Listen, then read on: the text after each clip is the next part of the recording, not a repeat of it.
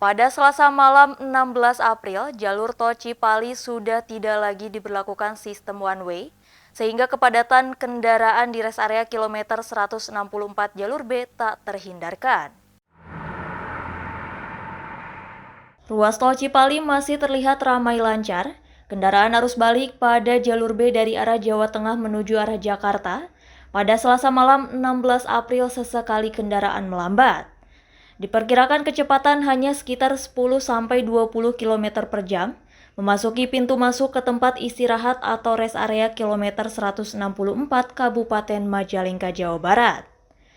Jalur tol Cipali sudah tidak lagi diberlakukan sistem one way, sehingga kepadatan kendaraan di rest area kilometer 164 jalur B tak terhindarkan. Kepadatan kendaraan arus balik di rest area kilometer 164 membuat para pemudik yang hendak beristirahat harus bersabar, apalagi banyak kendaraan yang terparkir di bahu jalan pintu masuk rest area menambah lambatnya laju kendaraan.